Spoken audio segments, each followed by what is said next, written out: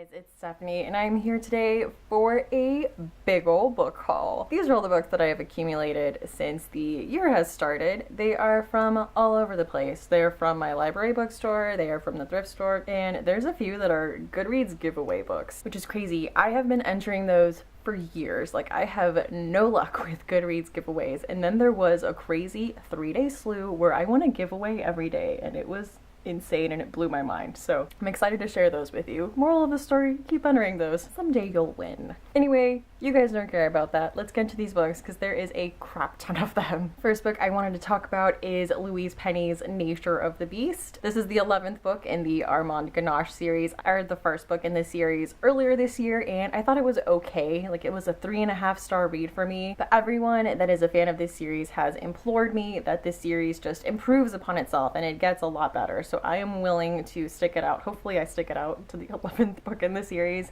Currently on hold for the second, and these books are hella popular because I have been on hold for that book for weeks. And let's get real, this cover design is gorgeous. Absolutely love it. So here's to hoping I stick with this series long enough to get to number 11. The next book I picked up was a book that I enjoyed last year, and I saw it and I just had a feeling that I needed it in my library. And this was Lauren Groff's Fates and Theories. This is a fairly polarizing book. It is the story of a marriage told in 2 parts. The narrative is split into 2 sections, Fates and Furies, and the first part, Fates, is from the husband Lotto's point of view, and then you get the wife Mathilde's point of view, and it is just a really interesting, I thought, well done story. So it was a book that I enjoyed, and I just wanted it on my shelf because I really liked it. The next book was also a book that I have already read. I believe it was featured on my 2016 favorites, J. Ryan Straddle's Kitchens of the Great Midwest. This is a story about a chef from Minnesota, and it follows her life fairly chronologically, but every story is told from someone else's perspective. So the first story is told from her father's perspective, then from like a high school boyfriend, then from a professional rival. And then it was really interesting. You get to see this character is the focal point of all these stories, and you get to see her grow up through other people's eyes and everything she has to go through. It's one of those novels that is told in short stories, and I absolutely enjoyed it. And like I said, one of 2016 favorites, so go check this out. The next was also a book that was featured on my 2016 favorites, and I saw at a thrift store, so I absolutely needed to have it. And this was Julia Alvarez's How the Garcia Girls Lost Their Accent. I love this book. I think if you've watched my channel for any amount of time, you've heard me talk about this book at least once. It was a book I absolutely enjoyed. It is about the Garcia family and the daughters of the Garcia family, and it is also a novel that is told in these different short stories, and it is told in reverse chronological order. So we start when the girls are older and work our way backwards, and we see them in college, and then back when they lived in the Dominican Republic and when they were very young and the kind of lifestyle that they lived. It's really interesting and really well done. Also, this edition matched the other edition that I have of another Julia Alvarez book, In the Time of the Butterflies, so this was perfect. Like, I was so excited to find this at the thrift store.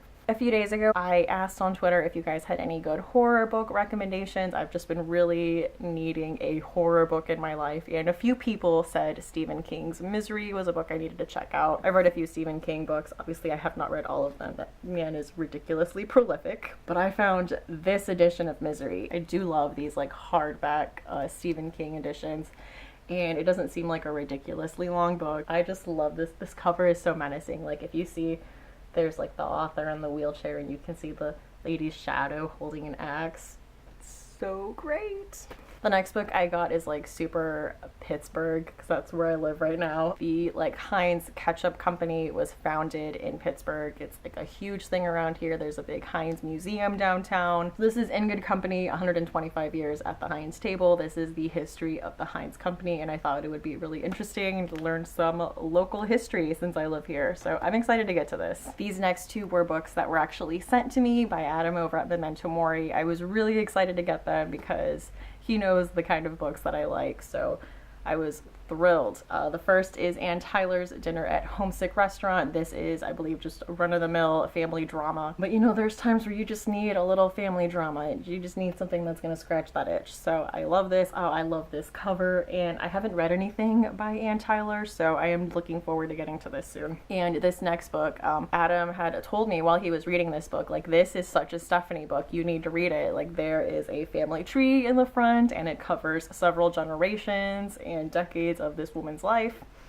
And so this is Carol Shields' The Stone Diaries, and he found an extra copy and sent it to me. So again, thank you so much, Adam. I am really excited to read this, especially when someone says, like, this is definitely a book you would like. I had honestly never even heard of this, so I cannot wait to get to this. As soon as I am in one of those, like, I need a multi-generational story, I'll be picking this up for sure. Also at the thrift store, I picked up Rohinton Mysteries' A Fine Balance. I feel like during the summer I get into this mood where I really want to read books about India. I don't know if that's a weird thing. So I decided to pick this up, and I talked to Kate Howe because I know she read A Suitable Boy last summer. So she was thinking maybe this summer we could tackle this together because it's also a pretty hefty book, pretty Dickensian, which I am looking forward to, and looking forward to taking my time with it this summer, and hopefully Kate and I can just really get into this. I just really need like an India book for this summer. If you have any other like really good books about India that you would like to recommend to me, you know, please let me know in the comments. And these last three are my Goodreads giveaway books that I'm pretty excited about. So this is Michael Rosenthal's Barney Grove Press and Barney Rossett, America's Maverick Publisher, and the Battle Against Censorship. So yes, this is a nonfiction book about basically the fight against censorship, basically the puritanical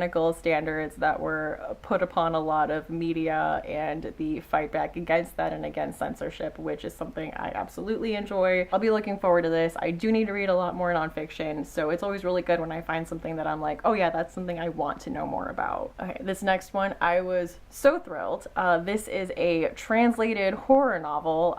This novel is originally in Italian, is by Giorgio De Maria. This is 20 Days of Turin. I don't know if it's Turin, I'm not sure, but it is about a church-run sanitarium, and like there's a journal that people can write in, and there's some kind of massacre and then some kind of an investigation. It looks really small, but I haven't read a whole lot of translated horror. Last year I read Let the Right One In, which was translated from Swedish, and this is translated from Italian, so I am always looking forward to expanding that. Also, any other translated horror books, please let me know down in the comments. But I am so looking forward to reading this, and it looks short enough that I think it'll be probably one of the first ones out of this stack that I'm going to get to, because like I said, I do need a good horror novel. And the last book that I won for the giveaway was a memoir. This is Mark Ruskin's The Pretender, My Life Undercover for the FBI, which is something that I find really fascinating. I just read the book Incendiary, about the birth of forensics and the early days of the bomb squad and